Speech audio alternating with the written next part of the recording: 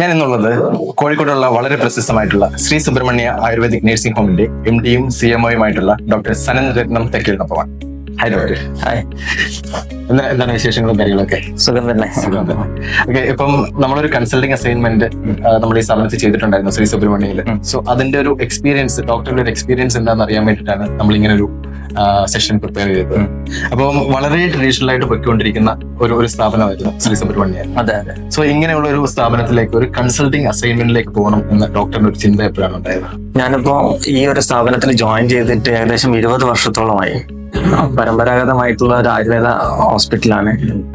എല്ലാവർക്കും അറിയുന്ന ഒരു കാര്യം, പഴയ സ്ഥാപനത്തിനെ മാറ്റി പുതുതാക്കി പുതിയ രീതിയിലുള്ള ഒരു കൾച്ചറിലേക്ക് കൊണ്ടുവരിക എന്ന് പറയുന്നത് വളരെ ബുദ്ധിമുട്ടുള്ള ഒരു ചാലഞ്ചിങ് ടാസ്ക് ആണ്. തീർച്ചയായിട്ടും. കഴിഞ്ഞ ഒരു 5 വർഷത്തിന്റെ 10 വർഷത്തിന്റെ ഇടയ്ക്ക് ഒരു 4-5 ഇൻഡിവിജ്വൽ ആയിട്ടുള്ള കൺസൾട്ടൻസിനെ കോണ്ടാക്ട് ചെയ്യുകയും കൺസൾട്ടൻസ് വന്ന് അവരൊരു ഡോക്യുമെന്റ് രൂപത്തിലുള്ള ഒരു പോളിസി തരികയും അത് പ്രോപ്പറായിട്ട് ഇംപ്ലിമെന്റ് ചെയ്യാനുള്ള ഒരു ബുദ്ധിമുട്ട് പലപ്പോഴും എനിക്ക് ഫീൽ ചെയ്തിരുന്നു.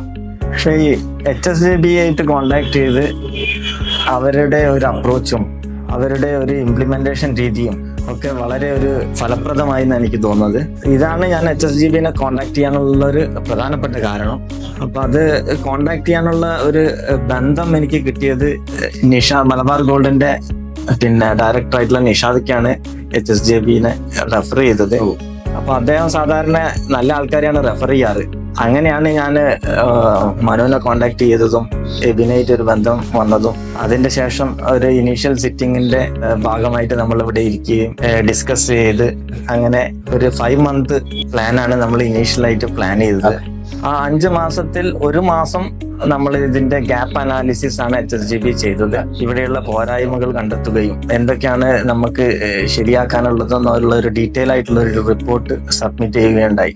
അപ്പൊ അതിന്റെ അടിസ്ഥാനത്തിൽ നമ്മൾ ബാക്കിയുള്ള 4 മാസം ആ പ്രൊജക്ട് കോർഡിനേറ്റർ ആയിട്ടുള്ള മൊബിൻ വന്ന് ഓരോ സ്റ്റാഫിനോടും സംസാരിച്ച് അവരുടെ ജോബ് ഡിസ്ക്രിപ്ഷൻ ഒക്കെ കൃത്യമായിട്ട് കൊടുത്തു അത് ഇംപ്ലിമെന്റ് ചെയ്യുകയാണ് ഉണ്ടായത്. ഓക്കെ ഡോക്ടർ, അപ്പൊ നമ്മൾ ഈ ഒരു കൺസൾട്ടിങ് അസൈൻമെന്റിലേക്ക് എത്തുന്നതിന് മുമ്പായിട്ട് നമ്മുടെ ഈ ഒരു സ്ഥാപനത്തിൽ അല്ലെങ്കിൽ ഈ ഒരു ഇൻഡസ്ട്രിയിൽ ഡോക്ടർ ഫേസ് ചെയ്ത പ്രധാനപ്പെട്ട കുറച്ച് പെയിൻ പോയിന്റ്സ് ഉണ്ടാവും. അപ്പൊ അങ്ങനെ ഒരു പെയിൻ പോയിന്റ്സ് പറയുകയാണെങ്കിൽ എന്തായിരിക്കും ഒരു മേജർ പെയിൻ പോയിന്റ്സ് നമുക്ക് പറയാനായിട്ടുണ്ടായിട്ടുള്ളത്? പ്രധാനപ്പെട്ട പ്രശ്നങ്ങൾ, അതായത് പെയിൻ പോയിന്റ്സ്. Operational inefficiency.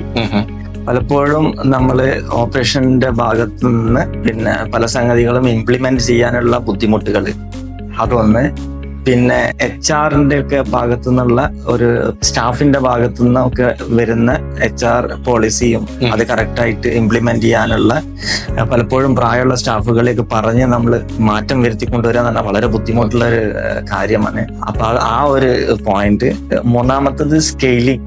ഒരു നമുക്ക് ഏതൊരു ബിസിനസ് ആയാലും അത് സ്കെയിൽ ചെയ്തിട്ടില്ലെങ്കിൽ തീർച്ചയായിട്ടും സ്കെയിലിംഗ് ഉണ്ടായിരുന്നു, പക്ഷെ ഒരു സ്ട്രക്ചേർഡ് ആയിട്ടുള്ള സ്കെയിലിംഗ് പോലെയായിരുന്നു. ഈ 3 പ്രധാനപ്പെട്ട പോയിന്റ്സ് ആണ് നമുക്ക് മെയിൻ റീസൺസ് എന്ന് പറയുന്നത് ഈ 3 പോയിന്റ്സ്. അപ്പൊ ഈ ഒരു കൺസൾട്ടിങ് അസൈൻമെന്റിൽ ഈ പറഞ്ഞ പെയിൻ പോയിന്റ്സ് ഡോക്ടർ പറഞ്ഞു. പ്രധാനമായിട്ടും 3 പെയിൻ പോയിന്റ്സ് ആണ് പറഞ്ഞത്. ഡോക്ടർ ബേസിക്കലി ഒരു മെഡിക്കൽ സൈഡിലേക്ക് നോക്കാൻ താല്പര്യപ്പെടുന്ന ഒരു വ്യക്തിയാണ്, ഓപ്പറേഷൻ സൈഡ് തീർത്ത് ഒഴിവാക്കുന്നത്. അപ്പൊ ഇങ്ങനെ നമ്മളൊരു കൺസൾട്ടിങ് അസൈൻമെന്റിലേക്ക് വന്നു. ആ കൺസൾട്ടിങ് ചെയ്തതിന്റെ ഫലമായിട്ട് ഈ പെയിൻ പോയിന്റ്സിൽ എന്ത് ഇമ്പാക്ട് ആണ് നമുക്ക് ക്രിയേറ്റ് ചെയ്യാൻ പറ്റിയിട്ടുള്ളത്? നമ്മൾ ഈ ഓപ്പറേഷൻ സൈഡിൽ നമ്മൾ ഓപ്പറേഷൻ ആൻഡ് HR-ന് വേണ്ടിയിട്ട് ഒരു മാനേജറെ അപ്പോയിന്റ് ചെയ്തു. എക്സിസ്റ്റിംഗ് ഒരാളെ തന്നെയാണ് അത് അപ്ഗ്രേഡ് ചെയ്തിട്ട് ആ ഒരു പോസ്റ്റിലേക്ക് കൊണ്ടുവന്നത്.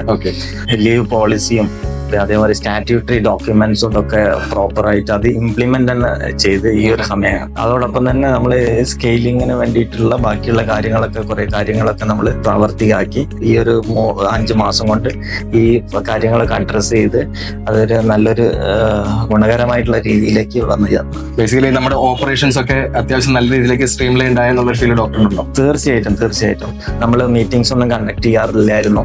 അത് കൃത്യമായിട്ട് വീക്ക്ലി മീറ്റിംഗ്സും മന്ത്ലി മീറ്റിംഗ്സും ഒക്കെ കൃത്യമായിട്ട് കണ്ടക്ട് ചെയ്യുന്ന ഒരു അവസ്ഥയിലേക്ക് വന്ന് അതേപോലെ തന്നെ അറ്റൻഡൻസിന്റെയും പോളിസി ഒക്കെ കറക്റ്റ് ചെയ്ത് പ്രോപ്പറാക്കി അങ്ങനെ അതൊരു വളരെ ഒരു ഗുണകരമായിട്ടുള്ള സംഗതിയാണ് ഒരു സ്ഥാപനത്തിനെ പറ്റി സംസാരിക്കുമ്പോൾ.